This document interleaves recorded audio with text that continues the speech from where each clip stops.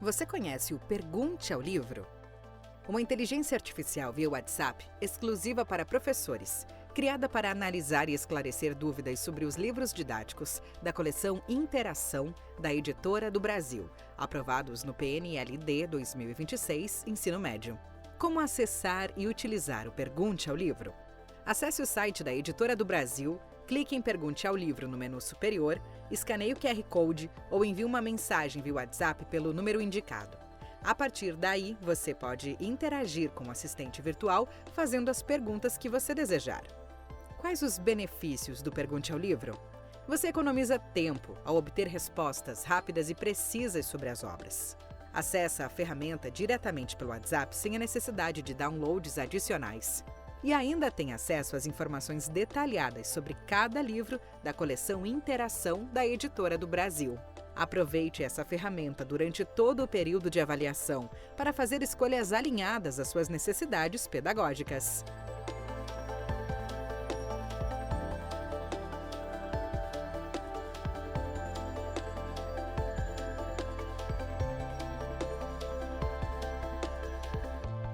Editora do Brasil, transformando o país pela educação.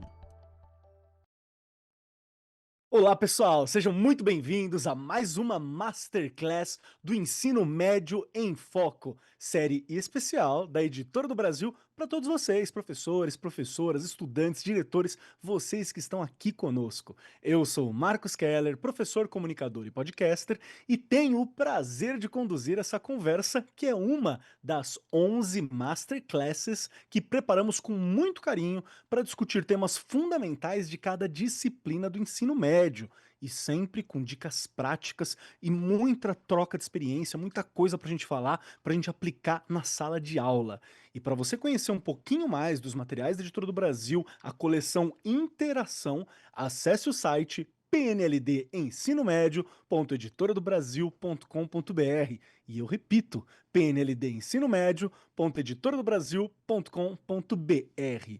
E hoje nós vamos falar sobre um tema que é urgente e fundamental: como lidar com a desinformação científica e os desafios do uso de inteligência artificial no ensino de biologia. É claro, esses temas, a ciência e a inteligência artificial, eles servem para todos os professores, mas é que a gente tem aqui o prazer nessa masterclass de ter o Gabriel de Moura Silva, que vai nos ajudar muito aqui, já vou apresentar direitinho, e o Maurício Petrocola, que está com a gente. Porque a questão é, nós vivemos em um momento que o acesso à informação ele é maior do que nunca, e a criação de informação também. Mas isso exige muito cuidado e muito senso crítico para a gente saber separar ali o joio do trigo, o que que é o que, né? Tentar entender as fake news, o que que é verdade, o que que não é. Então, como garantir que nossos estudantes estejam bem informados para lidar com a complexidade do mundo digital e com muitas e muitas narrativas, verdadeiras ou não, que circulam por aí? E sempre bem pertinho da gente, né? Tá aqui no nosso celular, tá aqui na nossa mão essas narrativas muitas vezes. Então a gente tem que ficar sempre ligeiro.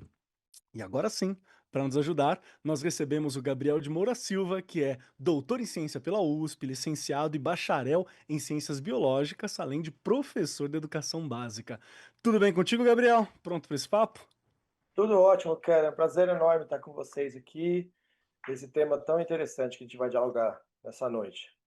Perfeito. E o Maurício Pietrocola, que está aqui com a gente, que é professor na Faculdade de Educação da USP, doutor em Epistemologia e História da Ciência pela Universidade de Paris, da Paris 7, né?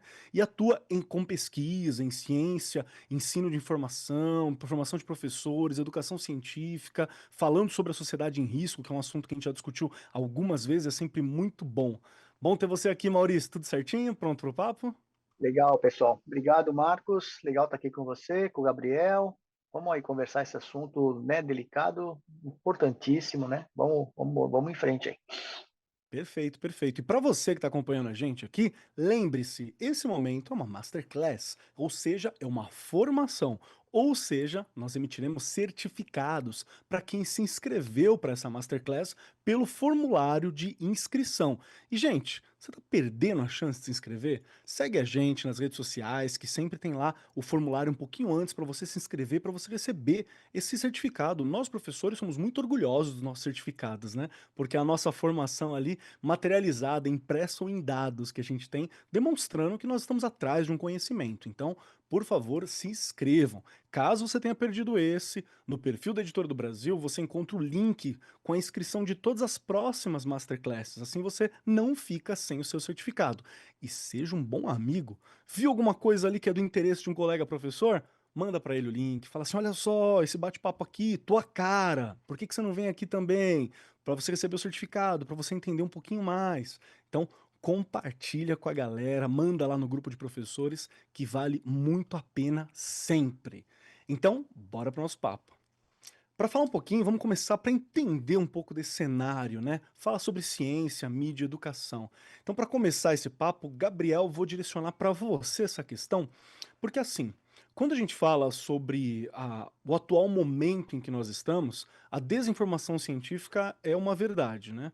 E por diversos motivos. Tem gente que faz uma desinformação por mídia, né, para poder ganhar certos cliques, um clickbait por view.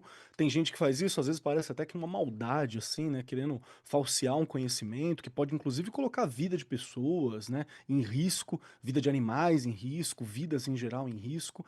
E quando a gente pensa sobre o papel da escola, no geral, e da biologia em especial, qual você acredita que é o papel desses dois agentes, né, da biologia e da escola quando a gente pensa no combate a essa desinformação científica que nós temos por aí?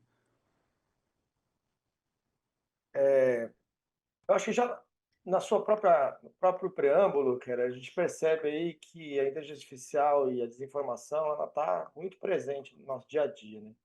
Cada vez mais, né. Então, Uhum. hoje em dia todo mundo se sente, confortável para dizer o que quer, né. As redes sociais potencializam, as falas, né, as vozes de várias pessoas, e é um desafio, né. Isso ficou muito evidente na pandemia do Covid, né.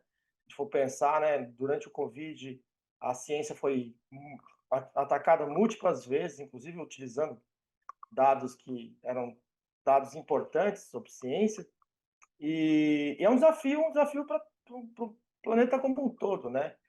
Outro desafio muito importante relacionado são as mudanças climáticas, a gente pode até falar depois sobre isso mais adiante na nossa conversa, mas eu acho que a escola em si, ela tem esse papel de entender que a desinformação, por estar presente em todos os campos do conhecimento, ela também tem que ser problematizada em todos os componentes, né? E eu acho que talvez isso seja a grande sacada, né? E para a gente fazer isso, a gente tem que trabalhar isso nas formações escolares, né? Os sujeitos eles têm que discutir isso previamente e planejar suas aulas para discutir essas temáticas, problematizar de inúmeras maneiras essas leituras do mundo, né?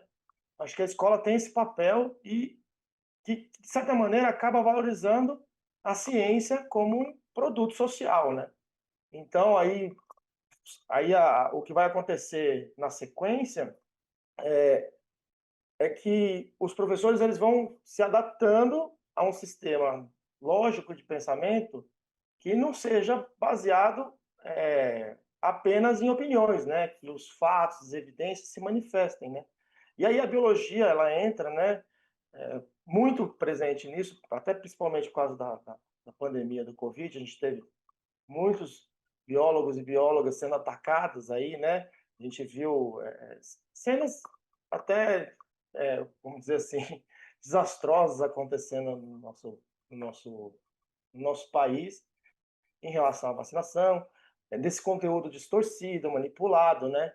E aí, o quanto que a ciência pode, a partir, ou a biologia, né, em si, pode, a partir dos próprios conhecimentos da área, né? Então, se a gente for falar aí sobre a própria vacinação, virologia, o sistema imune respiratório, as comorbidades, ou seja, a gente tem um corpo de conhecimentos na biologia que permite que o sujeito se aproprie desse conteúdo científico, né?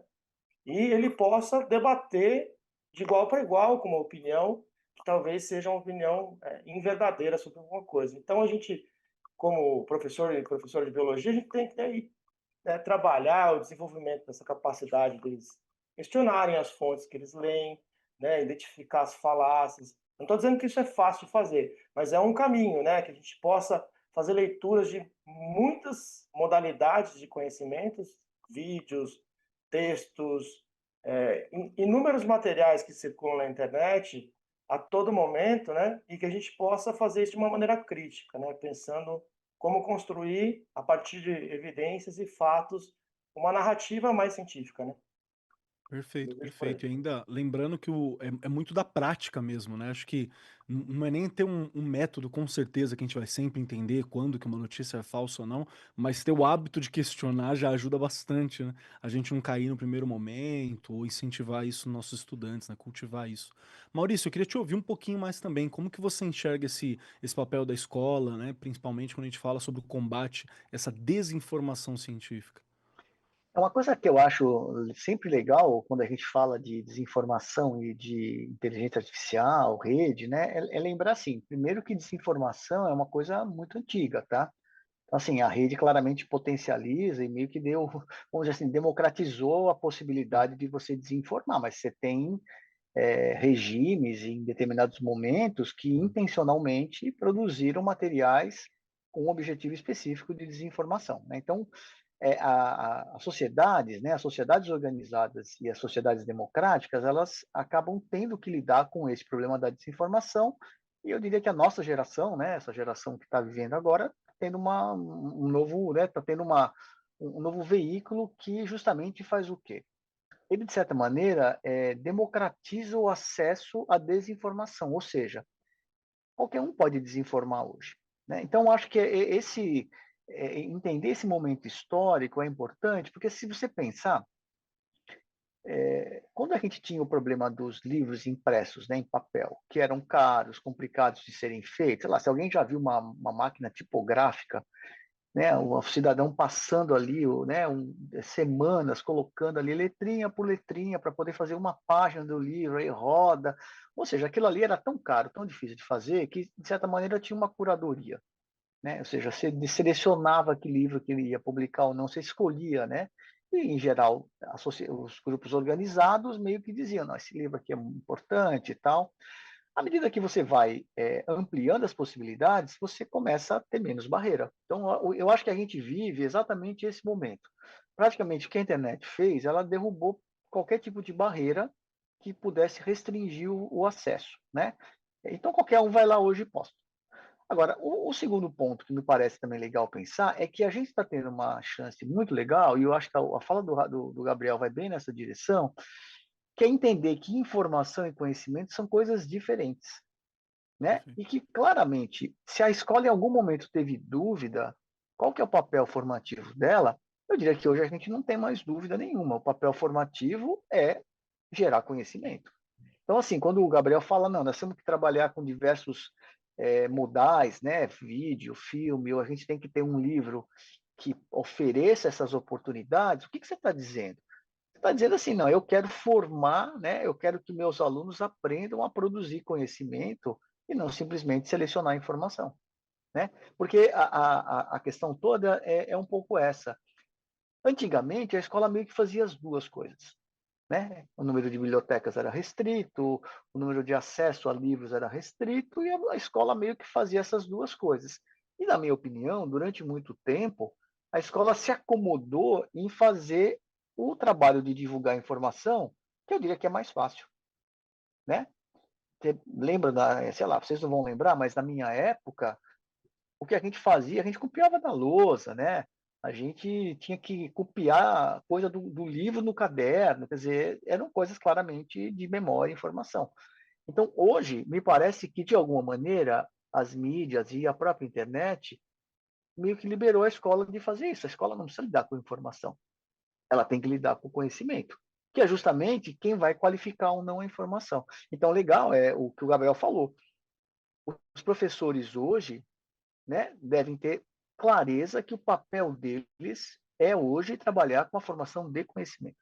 É isso que eu diria que permite você de certa maneira, fazer a tal da a curadoria que alguém fazia por você antes, Uhum. né? Agora é você que faz a curadoria quando você decide abrir um link e não abrir outro, né? Ou quando você abriu um link lá e filma, isso aqui é babazeira, né? Isso não interessa. Aí eu vou lá e fecho. Perfeito, perfeito. Para mim faz todo sentido que seja na escola que a gente trabalhe essa questão mesmo, porque não é o tipo de coisa que dá pra gente esperar que seja feito em qualquer lugar, a qualquer forma, né? Não dá pra ter certeza que isso vai sair do grupo de amigos, que isso vai sair, sei lá, no meio da família mesmo, inclusive, porque muitas vezes os pais estão na própria correria, né? Os filhos estão na própria correria, então faz todo sentido que seja da escola, que é a instituição científica mais próxima quando a gente pensa os estudantes, né, no dia a dia, que está presente tecnicamente em todos os bairros, assim, bem próximo você vai ter um lugar desse.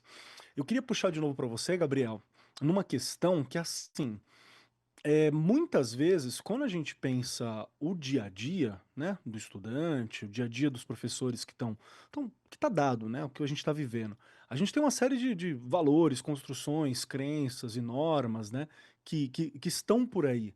E muitas vezes eu acho que eu tenho essa percepção que quando a gente fala sobre ciência, me parece que é uma coisa que está um pouco distante na narrativa ou na percepção. Eu sei que na realidade não tá, né? A gente tá conversando aqui por causa de um desenvolvimento científico. A gente consegue se alimentar razoavelmente bem por causa de um conhecimento científico, né? Eu posso beber água de um filtro por causa do conhecimento científico, né? A gente tem, sei lá, o SUS, uma série de outras seguridades que estão em volta das pessoas que, né, é por causa desse conhecimento científico. Mas me parece muitas vezes que a relação entre ciência e o dia a dia ela não tá tanto na compreensão dos estudantes, né?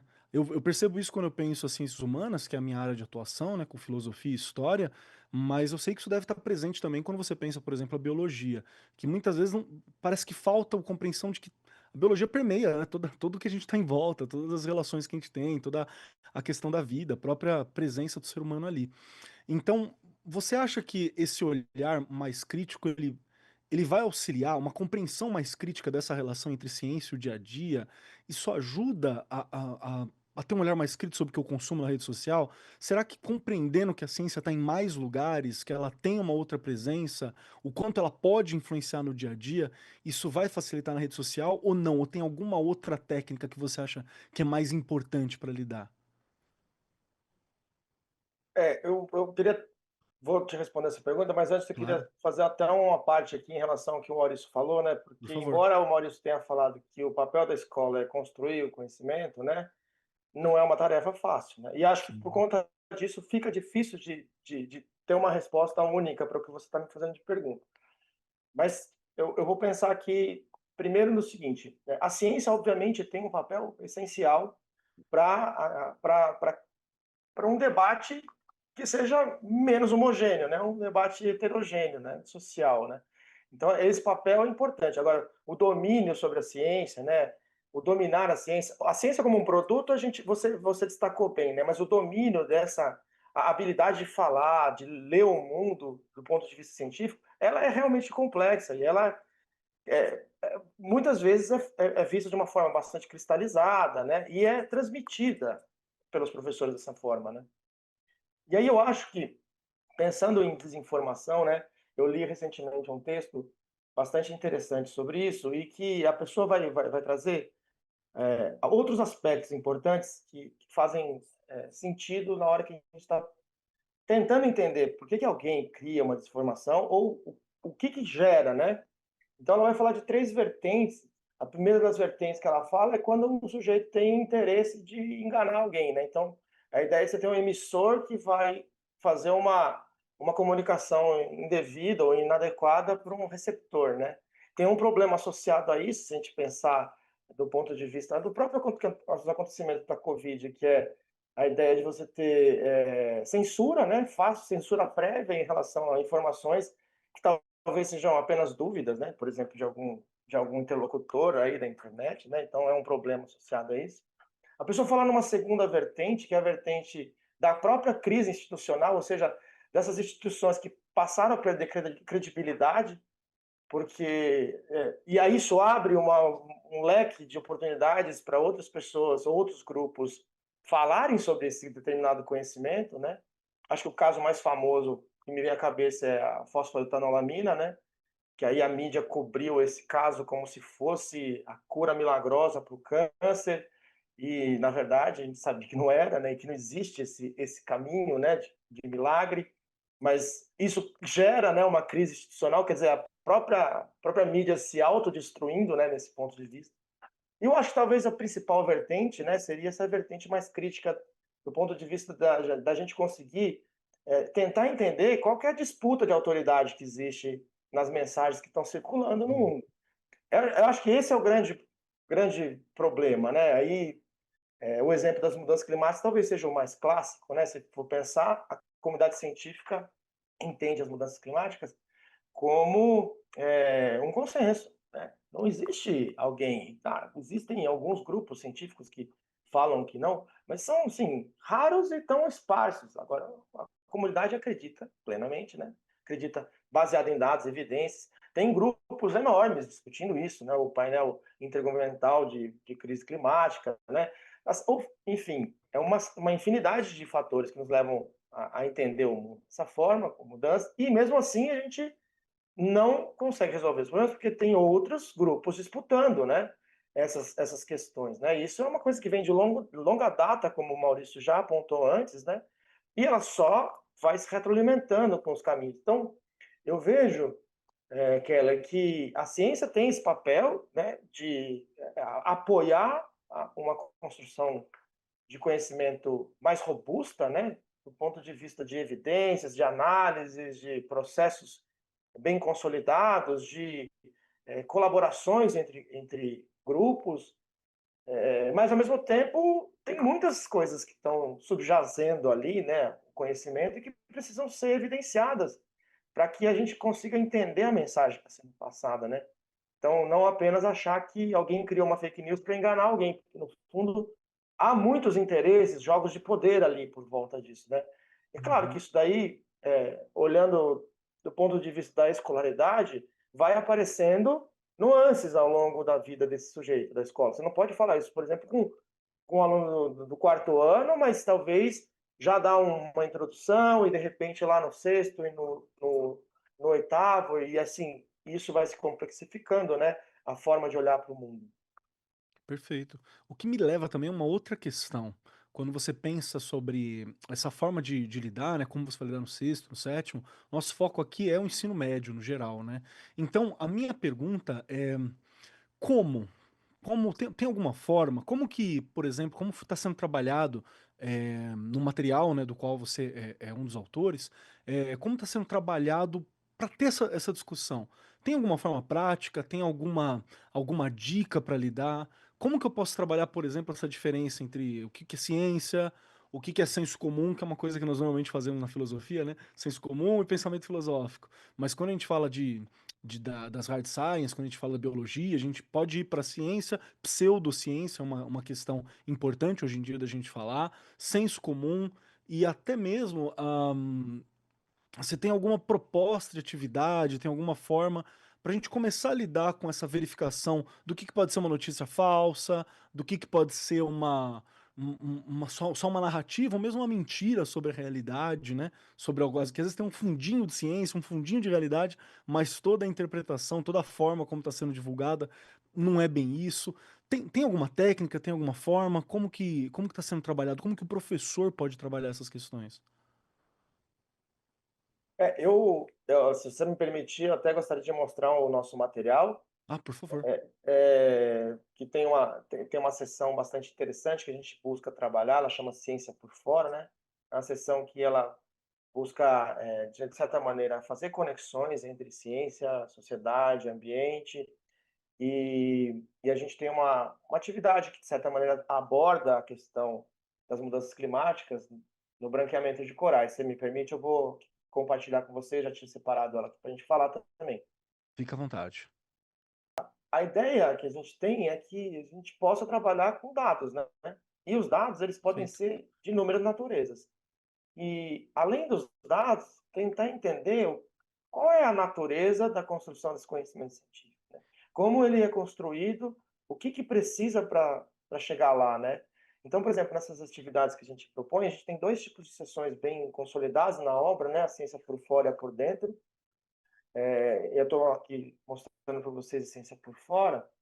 Então, nesse caso aqui, a gente está discutindo o branqueamento de corais. Aí já começa pela própria dificuldade dos sujeitos entenderem que coral é um animal, né? Aí a gente já entra Verdade. num lugar que, ou seja, não, eu estou falando uma realidade, tá? Porque muitas pessoas não sabem que coral é um animal e qual é a importância desses organismos, essa variedade de organismos, para o bem-estar da população como um todo, se for pensar, né? Porque ali é o berçário de vida, né? Onde transitam uma série de outros animais e espécies vegetais, enfim, inúmeras espécies transitam nesse espaço, e eles são os grandes, né?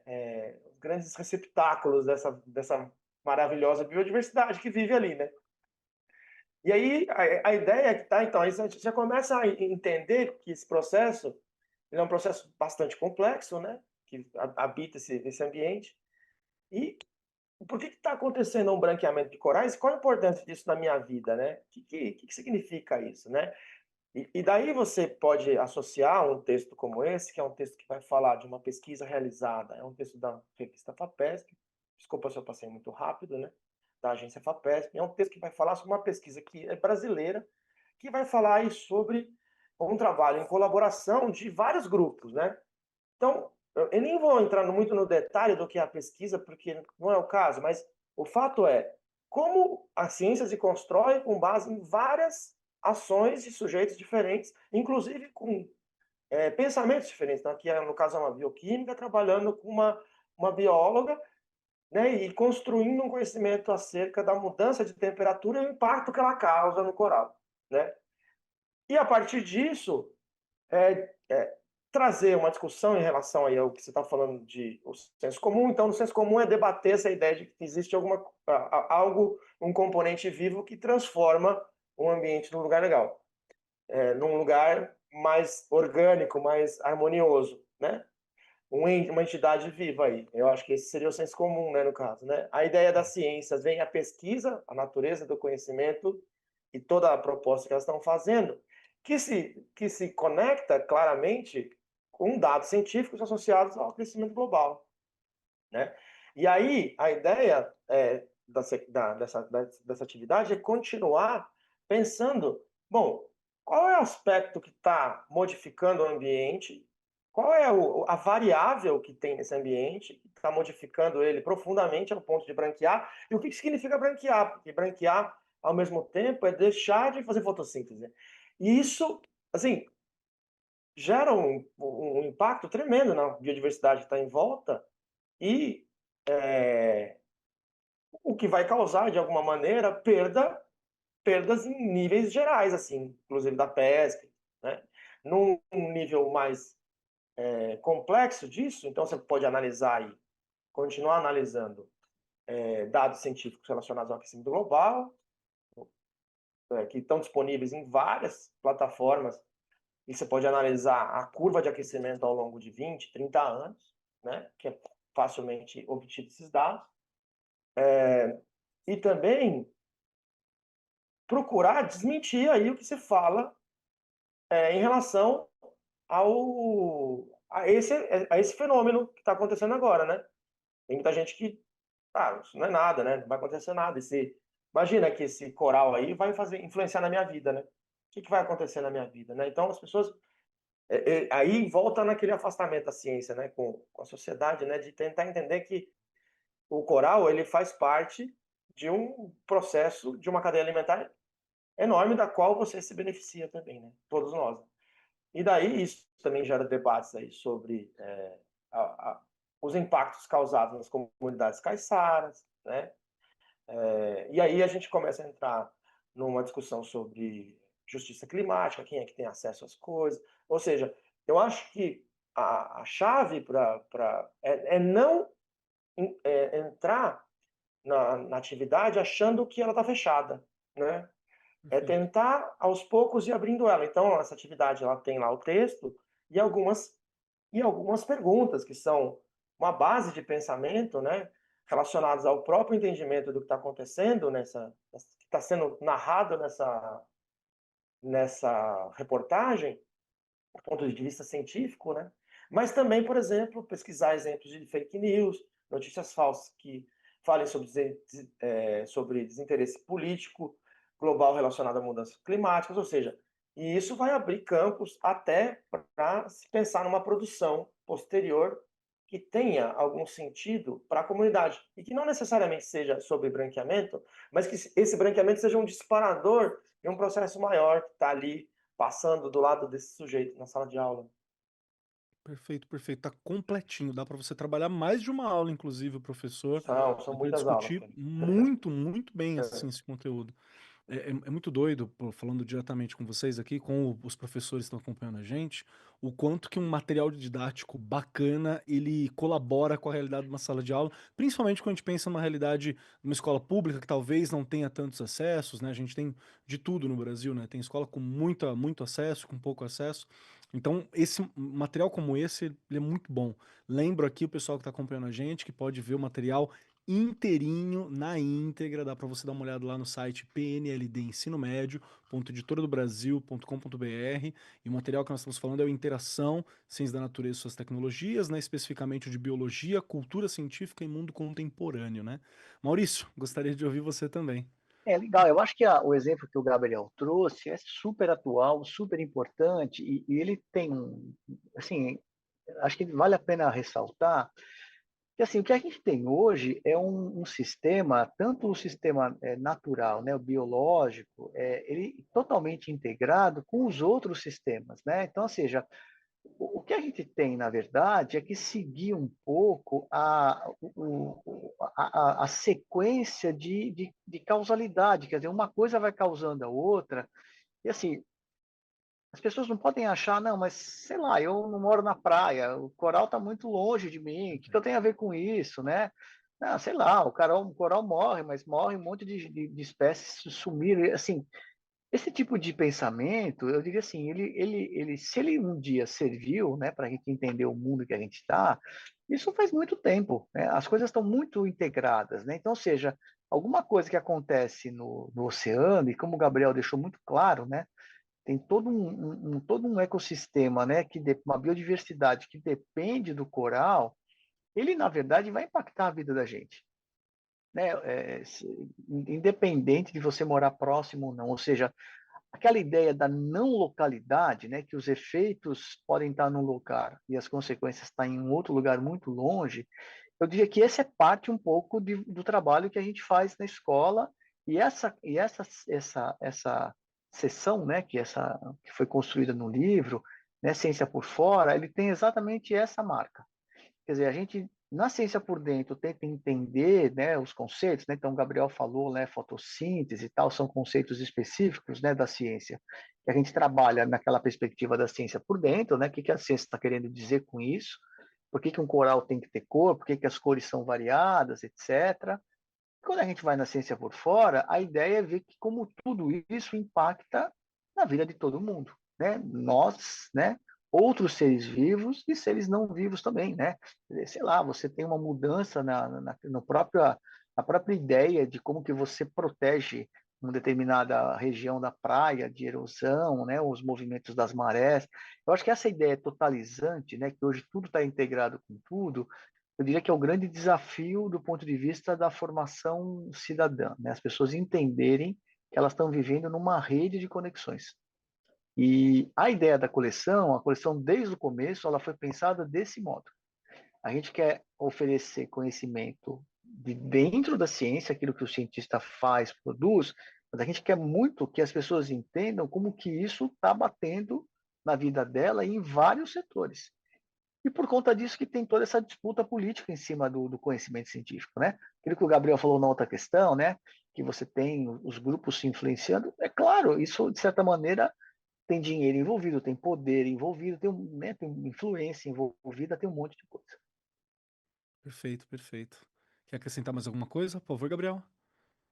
Então, eu queria acrescentar, porque já que é uma masterclass, né, só para não ficar uma coisa meio difusa, que eu falei que é um animal o coral, né? E depois eu falei em fotossíntese, e alguém pode falar assim, pô, mas é um animal fotossíntese? É porque a gente justamente está falando de um processo de simbiose, né, com os zooxantelas, e são elas as responsáveis pela fotossíntese, né? Então, o coral em si, ele não faz a fotossíntese, mas quem faz são as zooxantelas que vivem em simbiose com os corais, né. E o branqueamento é justamente a perda delas, né.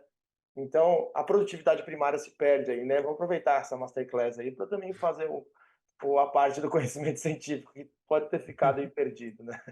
Perfeito, perfeito. Realmente, pode ser meio contraintuitivo para o senso comum, né, olhar para um coral e falar: "Tá vivo, esse aqui, ó, tá vivo". Muito bom. Deixa eu aproveitar esse momento para falar diretamente com os professores, com o pessoal que está assistindo a gente. Você que está aí, você sabe que esse ano a editora do Brasil lançou uma ferramenta de inteligência artificial no WhatsApp chamado Pergunte ao Livro. Gente, é muito legal, é muito fantástico e a praticidade é muito grande. Porque você manda uma mensagem diretamente para o número 11 942197835, e eu repito, 11 942197835, manda lá uma mensagem no WhatsApp e fala assim: "Oi".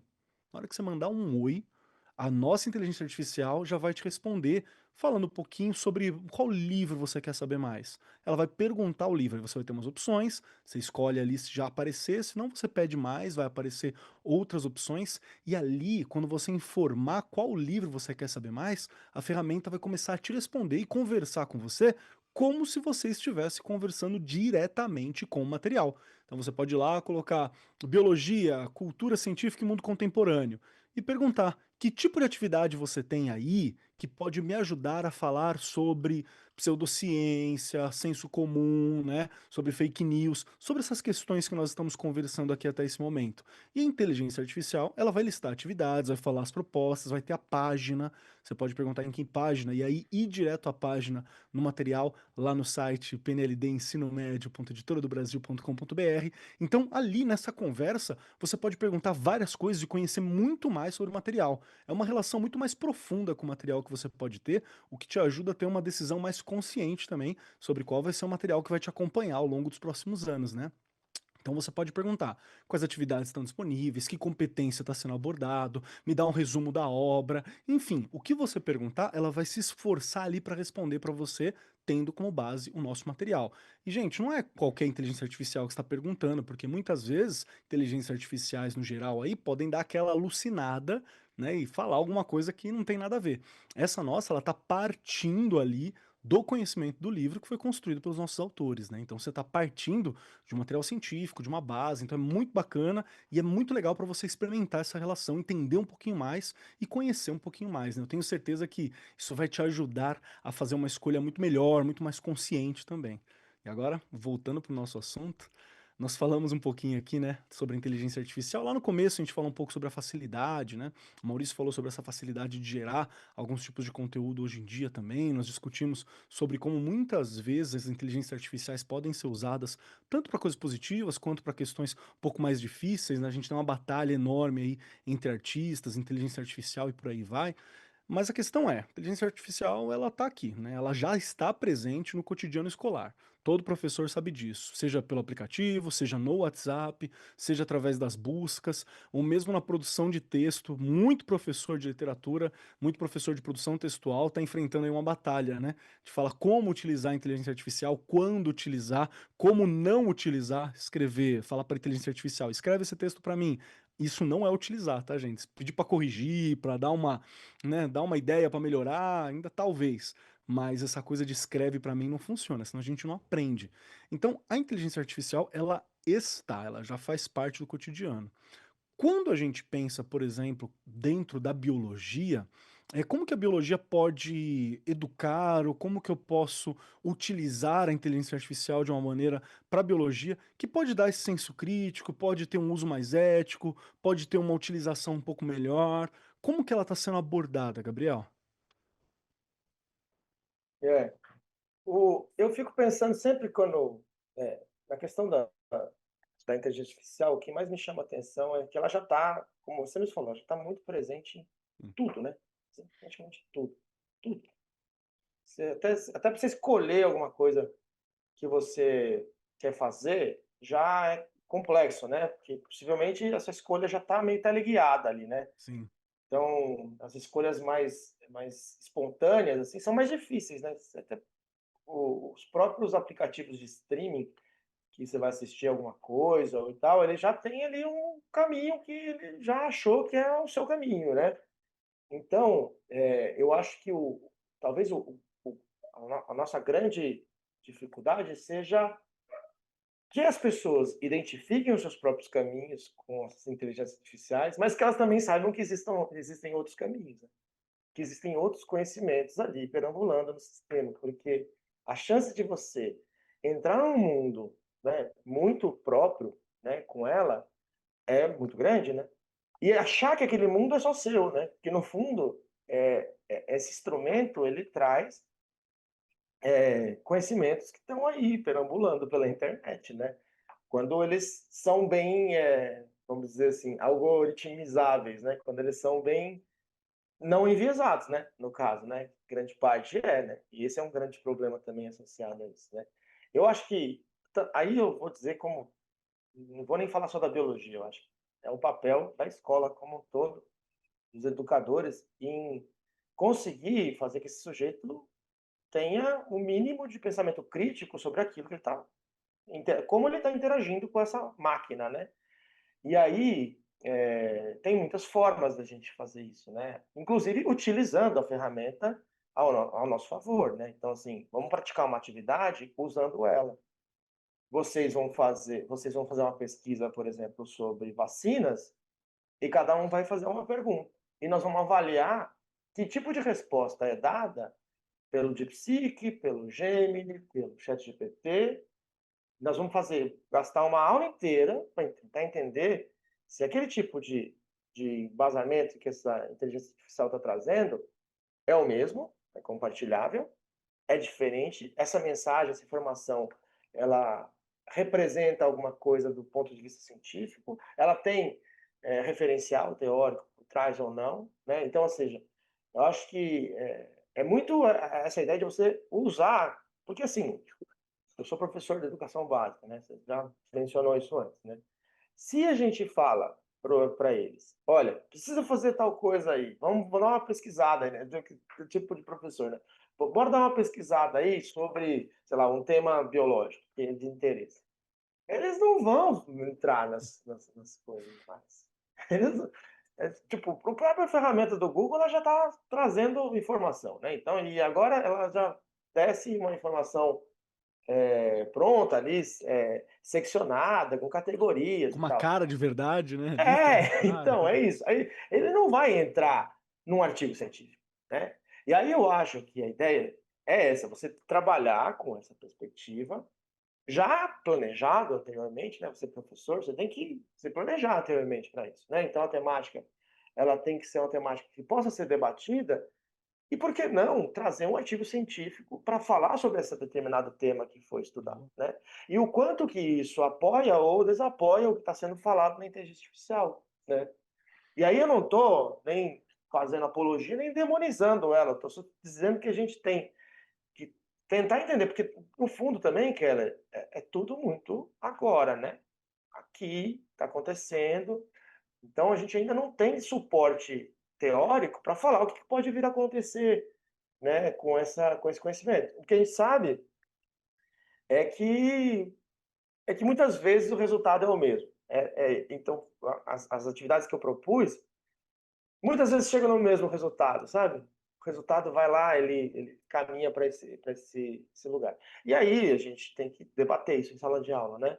Acho que tem um caminho bastante profícuo, né, de você ficar investigando esses caminhos, porque a rigor é a máquina que esses sujeitos vão usar aí, né, Sim. nos próximos anos.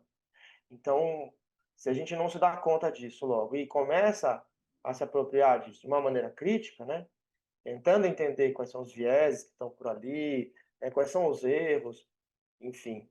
E, obviamente, olhando para as questões mais críticas, por exemplo, a ideia de você ser autor de alguma coisa de fato ou não, né, que é um problemaço, né, atualmente, né? O que é autoria hoje em dia, o que não é, pensando principalmente nas produções que eles fazem em sala de aula, ainda que estão na escola, né, mas isso pode virar uma coisa mais lá na frente, um problemaço, né, de plágio, né? Então acho que a gente tem que ter esse cuidado, que é um cuidado ético, e acho que isso vale para qualquer disciplina, não só para biologia. Eu pensando em Perfeito. biologia, eu penso principalmente, sei lá, na área da saúde, sabe? O que me vem à cabeça é a área da saúde, né? como alguém pode programar a sua saúde individual para ser uma saúde melhor, né? Aí Uhum. tem caminhos e formas usando inteligência artificial, alguns aplicativos, mas precisa ver para quem que pode fazer isso, por que que pode fazer isso, Quanto vai quem custar, né? quanto vai custar. Exatamente. Então são questões importantes. E eu gostei bastante dessa fala porque acho que cada disciplina vai ter a sua luta para compreender como lidar também com a inteligência artificial. Eu digo isso porque em história, normalmente as pesquisas de comparação que eu fiz, deu muita coisa legal, mas para aquilo que já tem um conhecimento histórico já acumulado de longo prazo e questões que não estão em disputa, como sei lá, é, Egito Antigo e Alien, sabe? Essas coisas que tem muito conteúdo na internet sobre, então, às vezes, ela dá uma travadinha ali, ela puxa alguma coisa que não é muito correto. Mas quando a gente vai para a discussão filosófica, por exemplo, da história da filosofia, é legal. Quando você vai para uma discussão um pouco mais contemporânea, a máquina ela dá umas engasgadas também. Então, para a gente ver que é importante o professor também exercitar, né, essa estrutura. Eu queria ouvir você também, Maurício, inclusive porque um dos projetos que você coordenou foi justamente sobre essas interações, né? Foi o projeto do Matemáticas e Tecnologias, o projeto integrador. Então vai lidar também como que eu vou trabalhar essas diferentes áreas, esses diferentes assuntos, né? É uma coisa que é interessante nessa pergunta, né, é que assim, eu acho que a dinâmica interna da sala de aula, todas as disciplinas e provavelmente de praticamente toda a educação básica, ela vai sofrer um impacto enorme dessa, vamos chamar assim, de uma concorrência com o uso da inteligência artificial, né? Então, mas ao mesmo tempo, ela vai abrir possibilidades de se fazer um monte de outras coisas que a gente não conseguia fazer, porque de certa maneira a gente tinha um certo quadradinho disciplinar, né, dentro da escola. Então, sei lá, eu acho que quando a gente perde alguma coisa, a gente aparentemente também pode, aparentemente não, a gente pode procurar o que ganhou, né? Então, por exemplo, atividades do tipo, que eu diria que são atividades pergunta e resposta, eu diria que isso praticamente tende a sumir com a inteligência artificial, porque não faz sentido. A grande metáfora é a calculadora nos anos 70. E na minha época de escola, a gente fazia conta de cabeça, a gente até gostava de ver quem que era mais rápido, né? Hoje é uma coisa que praticamente quase ninguém mais faz, né? As 4 operações básicas as pessoas fazem na calculadora. Você vai lá em qualquer lugar, tem uma calculadorazinha ali e ali não tem muito problema, porque a calculadora não erra, não alucina, né? É, quase nunca. Agora, ao mesmo tempo, essa possibilidade de você trabalhar com temas que anteriormente a gente tinha que recortar, eu chamo até, eu gosto de falar que dissecava, né? Cada um ficava com uma parte e o aluno nunca viu o todo, né? Ele nunca conseguia entender o todo, porque o professor de geografia ficou com o relevo, o professor de biologia ficou com a fauna, o professor de química estudou lá a composição da atmosfera, tal. Ou seja, agora, aparentemente, se você pensar num bom uso da inteligência artificial, você começa a ter possibilidade de trabalhar de maneira um pouco mais integrada. Não porque a inteligência artificial ela faça mágica, não, mas ela tem uma capacidade de síntese muito grande. Se você souber perguntar o que você quer, ela te dá boas respostas, né? Então eu diria assim, a gente está passando por uma fase inicial. Eu diria assim, primeiro foi o susto, né? De perceber que tinha alguma coisa que era uma máquina que fazia coisas que a gente a princípio achou que eram só os seres humanos, né? Parece que agora está baixando um pouco a poeira e a gente está exercitando. Eu tenho usado a inteligência artificial, né, o ChatGPT, assinei para entender como que ele funciona e você tem coisas que ele realmente é bom e ele está me poupando tempo, mas aí eu quero usar o tempo para fazer outras coisas que eu sei que ele não é capaz de fazer. Então, por exemplo, no caso do professor, eu diria assim, a gente pode começar a vislumbrar a possibilidade de abrir mão de fazer algumas coisas, porque aparentemente o chat GPT vai fazer para todo mundo de uma maneira confiável, boa, e a gente começar a se atrever a fazer outras, né? Que Boa. a gente estava achando que estava fora do nosso alcance.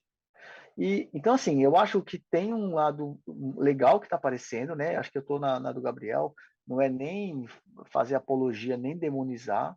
A gente está naquela fase de entender os bons usos, quais são os campos, né? E lembrar que isso, assim, tudo que está muito transparente e visível, legal, isso a gente consegue lidar e ter uma opinião crítica. A gente tem que tomar cuidado, é com o que o Gabriel falou, dos algoritmos que estão escondidos, né? Ou seja, aquela inteligência artificial que no fundo está lá e a gente não sabe que ela está fazendo escolha pela gente. Essa eu diria que é uma versão empobrecida, né? Claramente porque alguém está usando ela para nos dominar, né? Para nos controlar, tal, né? E aí eu acho que é um pouco da ideia. Trabalhar isso na escola também é mostrar, olha, a gente está fazendo isso transparente, eu tenho prompt, eu estou vendo como ele me dá a resposta, vai mudando, mas tem uma hora que você não está vendo. Alguém fez o prompt, alguém fez a opção, você está só recebendo o resultado, né? Então, é legal, acho que esse tema vai ficar com a gente aí um bom tempo ainda, viu, Keller? Eu acho que a gente vai ter chance de conversar mais aí sobre isso aí próximas vezes. Perfeito. E eu acho que é um tema bacana, inclusive, para os professores terem para discutir com seus pares, assim, de outras disciplinas, para entender como é que impacta um pouco mais. Porque uma outra questão é que a gente às vezes esquece, o professor que está na correria, está sempre dando aula, né, 2, 3 escolas, acaba não tendo tempo para se formar como ele gostaria, mas a gente também perde essa noção de que somos especialistas em diversas áreas numa escola, né? Então deve ser muito legal você ter um espaço também onde você consegue sentar, conversar, entender, trocar um pouco dessas possibilidades. E se você não tem norte para isso, fica de olho novamente nos materiais, né, da Editora do Brasil, que são materiais que propõem essas interações também, propõem essas várias interações entre disciplinas, como que eu posso trabalhar com uma outra disciplina, como é que eu posso puxar um determinado tema para o meu colega trabalhar junto comigo, para quebrar um pouco essa barreira do isolamento que o professor sente às vezes numa sala de aula ali, que é uma coisa que nos dá uma certa segurança, mas também a gente perde um pouco dessa integração mesmo, né? Dessa interação, para usar o nome da nossa coleção aqui nesse trabalho. Eu queria fazer mais uma pergunta aqui, e ela é de uma ordem puxando um pouco mais para a área prática. Gabriel, quero começar contigo nesse sentido, porque quando a gente pensa justamente sobre quebrar essas barreiras, né, sobre como que a gente vai lidar com essas questões, com outras matérias, com outras disciplinas, tem alguma atividade interdisciplinar que talvez envolva essas análises de dados, comparações de fontes, né? O uso da comunicação científica, que é uma coisa que tem se perdido nas escolas de educação básica e, sei lá, o primeiro artigo, às vezes, que a pessoa vai ter relacionamento vai ser com a universidade, que é uma outra linguagem, uma outra forma. Tem alguma atividade, alguma forma, alguma ação prática que talvez seja legal, que você possa sugerir? Maurício, fica à vontade para sugerir também, por favor, para os professores que estão assistindo a gente, uma coisa de ordem mais do dia a dia que eu posso utilizar em sala de aula? Bom, a gente tem exemplos de sistemas, né, no estado, né, onde eu trabalho, no estado de São Paulo, tem sistemas já que usam as plataformas de inteligência artificial, né? Tem alguns aí difundidos para matemática, para língua inglesa, enfim. E esses sistemas já estão sendo burlados, né? Acho que uma, acho que uma forma prática da gente lidar com isso é a gente ficar sempre atento, né? Acho que o professor que não é atento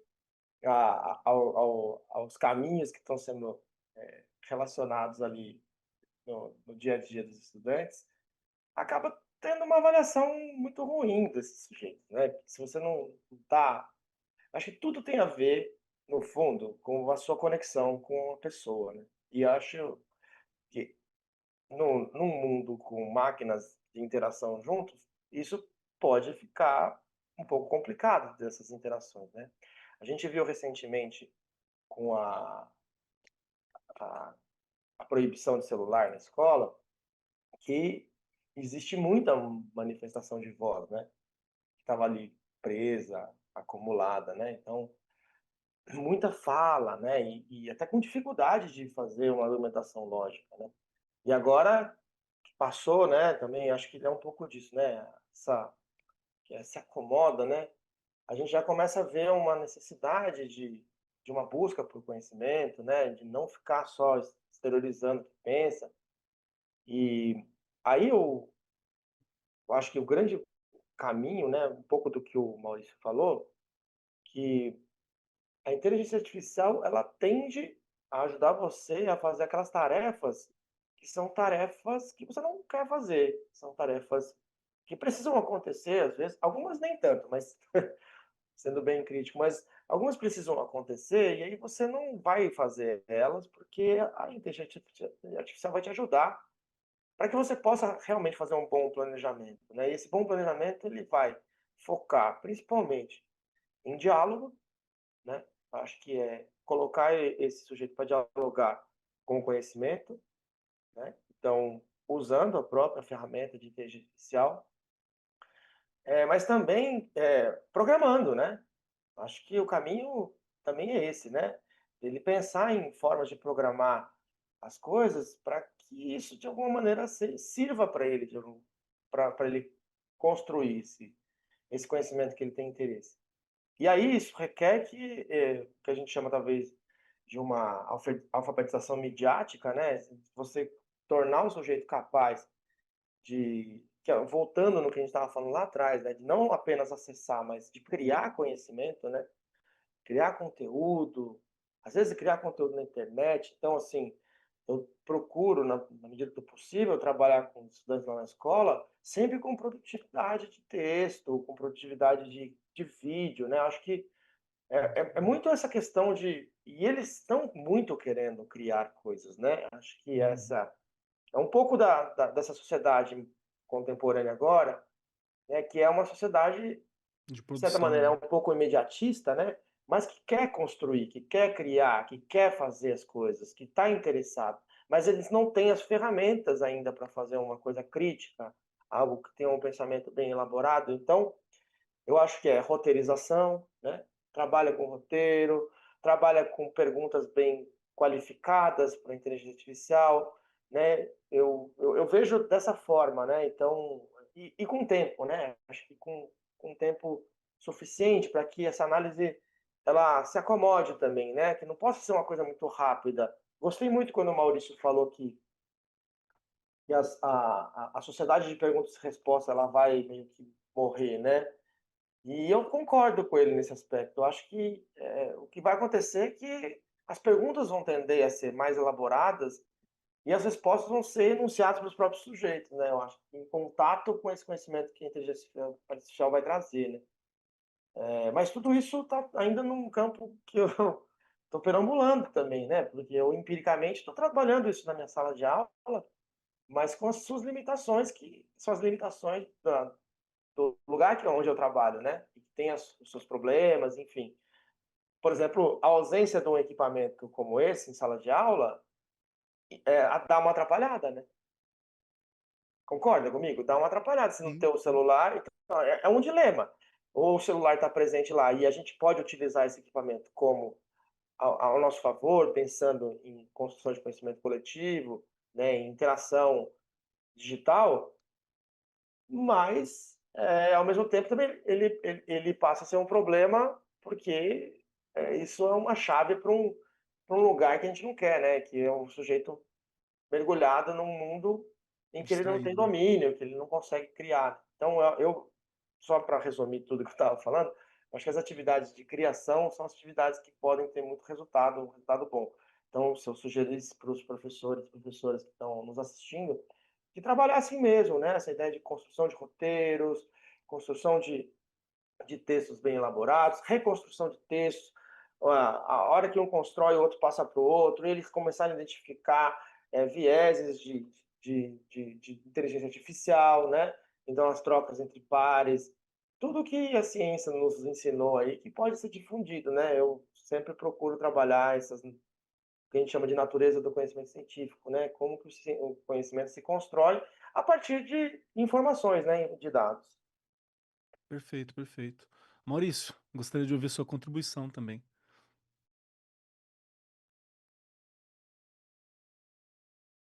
Tá com um problema aqui para desativar o mudo. Foi. Então, mas é interessante essa discussão, né? Essa discussão é muito legal se a gente realmente suspender um pouco o pré-julgamento, né, e tentar entrar nela. Então, assim, eu estou muito na linha do que o Gabriel falou, né? Eu acho que os exemplos que ele deu são justamente.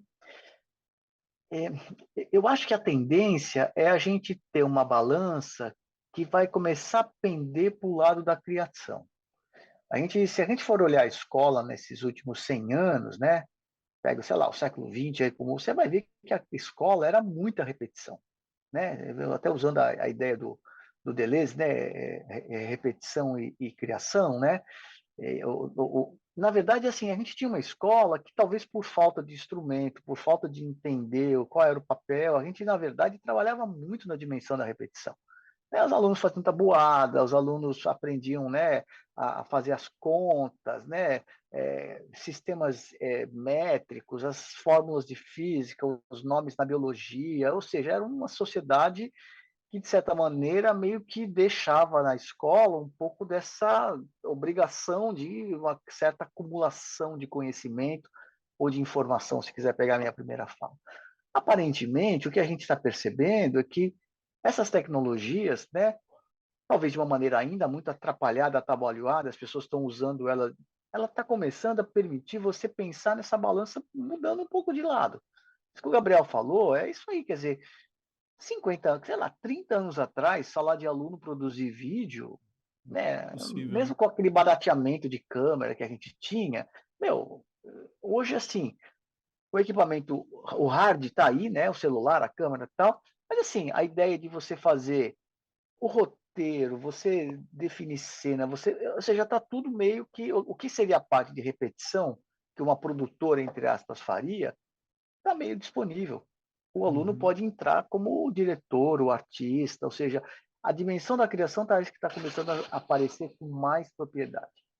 Então, eu aposto, né, assim, numa utopia de um bom uso dessas ferramentas, seria justamente você equilibrar, né, essa balança de repetição e criação. Né? Alguma coisa que tivesse mais equilibrado, e talvez até, eu diria, se a gente quiser sonhar, né, uma utopia, mais criação e menos repetição, quer dizer, deixa a repetição para a inteligência artificial fazer, ela eu não preciso guardar tudo.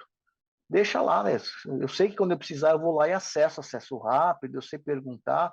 Então, assim, tem uma perspectiva muito legal para a escola, né? O professor que estiver olhando isso na perspectiva positiva, ele vai ver que ele vai perder coisas que ele não vai fazer mais sentido fazer, mas que tem coisas que vão ser muito legais que vão aparecer. E, logicamente, a gente vai ter que entender qual é o bom equilíbrio aí entre essas várias possibilidades que a tecnologia está oferecendo. Perfeito, perfeito. Ou seja, são questões que a gente está vivendo aqui e é lógico, o professor que está com a gente está pronto aqui para ajudar a construir junto conosco, né? Até outro ponto importante dos materiais, que nós estamos falando aqui da coleção Interação, no geral, todos os materiais eles sempre partem do ponto de vista em que o professor é parte dessa criação também, tem sempre o espaço para o professor criar, porque justamente acho que o ponto da criação do autor é uma questão que vai ser discutida, como o Gabriel mesmo falou, tanto de formas críticas, né, quem é o autor, né, tá tendo plágio ou não, quanto de formas que reafirmam, né, a necessidade desses autores no futuro para trazer esse novo, porque até o momento, a inteligência artificial que a gente tem, ela realmente ela meio que remoe, ela combina as coisas que já estão por aí, né? O novo é meio que esse recombinar do qual ela trabalha. Então tem muita coisa ainda para a gente tratar. Perfeito. Já estamos adiantados aqui no nosso horário. Eu quero agradecer muitíssimo, muitíssimo por vocês compartilharem esse papo com a gente, por auxiliarem esse momento com a gente.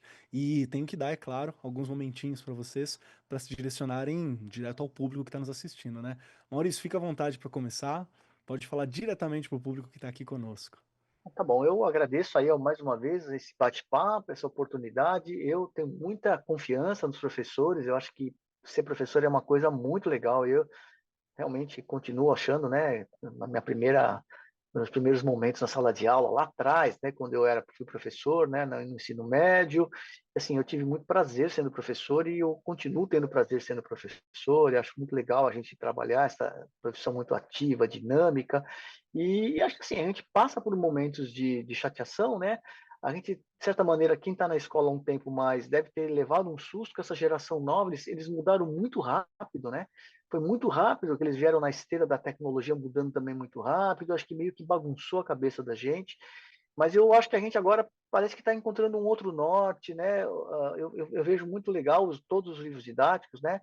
Não só esse nosso, né? Que eu trabalhei junto com o Gabriel, Samuel, a Sandra, mas assim tem uma geração nova de livros que estão oferecendo por novas possibilidades de trabalho, que estão dialogando mais diretamente com os alunos, né? Estão tentando realmente aumentar, né, a importância e o papel dos professores, né? Então, assim, eu sou sempre muito otimista com esta profissão. Acho que a profissão de professor é fundamental, é ela que realmente alavanca aí as mudanças, né? E é isso aí, Keller. Obrigado pelas perguntas, tá? Fiquei muito feliz de ter participado. Perfeito, perfeito. Gabriel de Moura Silva, que está aqui conosco também. Esse é o momento em que você se dirige diretamente aos professores que estão nos acompanhando. E vamos lembrar, né, professores? A gente tem aqui autores discutindo e conversando um pouco mais sobre os materiais que podem ser utilizados por você. E o professor que for ligeiro já entendeu, né, que aqui a gente tem material bom, tem discussão boa trazendo aqui, tem bons autores também. Então fica à vontade, Gabriel, para falar diretamente com a galera que está com a gente. Obrigado, Kelly. Obrigado, Maurício. Foi ótimo essa conversa, né, desse tema tão interessante, tão recente, né? Tô falando da inteligência artificial, principalmente, né? O quanto que isso vai impactar na nossa vida. Acho que foi ótimo a gente poder debater sobre isso. Esse assunto está para lá de longe de ser encerrado, né? Sou adepto aí das falas do Maurício. A gente é um amante da profissão docente, né? A gente realmente se dedica muito a isso, né? Estar em sala de aula a gente sabe toda a complexidade de que é estar nesse espaço, o quanto a gente está sujeito a todos os tipos de emoções ao longo de um dia, né? A gente passa por tudo, né?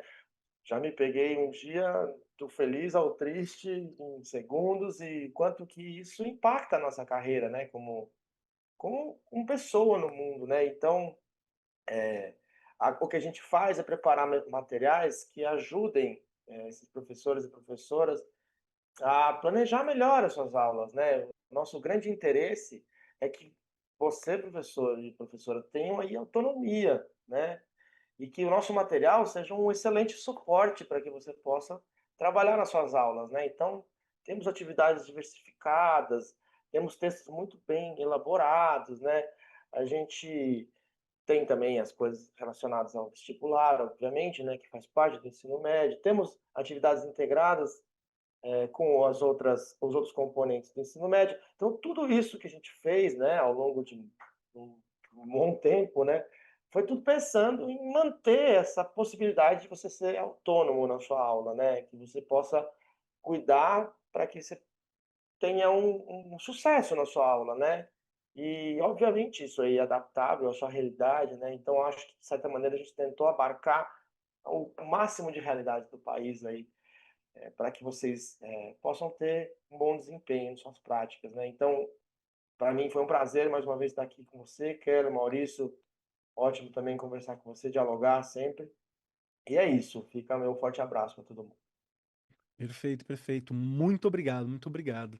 E deixar claro, né, novamente, vou aqui me integrar junto com o Maurício, junto com o Gabriel, quando a gente fala que o melhor futuro possível, né, o melhor futuro possível, ele passa pelo dia a dia de um professor, pela mão de um professor, por uma sala de aula. Então é muito importante que você, professor, tenha todas os apoios, né, as facilitações, né, as formas possíveis de conseguir executar da melhor maneira possível o seu trabalho. E esse é um dos nortes dos materiais que a gente constrói por aqui. Esse é o motivo da gente estar fazendo estas masterclass para dar ideia, para dar proposta, para mostrar até onde dá para você levar diversas atividades dos materiais, né? Materiais que, inclusive, você pode ver inteiramente lá no PNLD Ensino Médio, .editoradobrasil.com.br, né? E eu vou aproveitar esse momento aqui, porque nós já estamos chegando no fim de mais uma Masterclass e dar já os recados que são importantes para todos vocês. O primeiro deles é, claro, acesse o site pnldensinomedio.editoradobrasil.com.br e vai conferir você mesmo, olhar, colocar as mãos no digital, né? Não tá na tela, né, gente? Você vai ali ver. Mas você vai conseguir ver na íntegra o material para você entender um pouquinho mais sobre o livro Interação Biologia, Cultura Científica e Mundo Contemporâneo. Dá uma olhada nas atividades, conversa com o Pergunte ao Livro, pergunta mais sobre. Adaptar a atividade, tem como? Pergunte ao livro? Tem, pode dar uma olhadinha lá, que você tem todos esses materiais, né, uma escala, uma proposta de aula, né, como que eu posso dividir tal tema em tantas aulas, todas as questões, pode perguntar lá que é um apoio para você enquanto a gente está nesse período de escolha, então dá uma olhadinha. E quem sabe não é essa obra que vai te acompanhar pelos próximos 4 anos, né? É uma obra, você viu aqui que nossos autores sabem do que estão tratando e é uma obra de peso, assim, é uma obra encorpada para conversar com você e com seus estudantes também. E é sempre uma formação para a gente que é professor. Um bom livro é uma formação para a gente também. Outro recado, para quem se inscreveu pela página de cadastro, A Editora do Brasil enviará o certificado para os e-mails que foram cadastrados. Então dá uma olhadinha lá no e-mail. Olha nas caixas, tem um monte de caixa hoje em dia em e-mail, né? Dá uma olhadinha lá que chega para vocês. E não se esqueçam de seguir a Editora do Brasil nas redes sociais para você saber mais sobre a programação das próximas aulas. Programação completa das nossas masterclasses aqui para vocês. Já aproveita, viu alguma coisa que é interessante? Dá uma printada, copia o link, manda lá para eles, para seus amigos, para o grupo da escola, manda a página de cadastro do próximo evento também, da próxima aula, porque é importante e ajuda aqui a nossa comunidade de professores, né? A ter novas ideias, a entender um pouquinho mais, a aprender, a continuar aprendendo, às vezes no seu fone, voltando para casa, dirigindo, no ônibus, dá para você ter essa formação que é esse bate-papo que a Editora do Brasil traz para vocês. Certinho? Boa noite, até a próxima e boas aulas. Você conhece o Pergunte ao Livro? Uma inteligência artificial via WhatsApp exclusiva para professores, criada para analisar e esclarecer dúvidas sobre os livros didáticos da coleção Interação da Editora do Brasil, aprovados no PNLD 2026, Ensino Médio. Como acessar e utilizar o Pergunte ao Livro? Acesse o site da Editora do Brasil, clique em Pergunte ao Livro no menu superior, escaneie o QR Code ou envie uma mensagem via WhatsApp pelo número indicado. A partir daí, você pode interagir com o assistente virtual fazendo as perguntas que você desejar. Quais os benefícios do Pergunte ao Livro? Você economiza tempo ao obter respostas rápidas e precisas sobre as obras. Acesse a ferramenta diretamente pelo WhatsApp sem a necessidade de downloads adicionais. E ainda tem acesso às informações detalhadas sobre cada livro da coleção Interação da Editora do Brasil. Aproveite essa ferramenta durante todo o período de avaliação para fazer escolhas alinhadas às suas necessidades pedagógicas.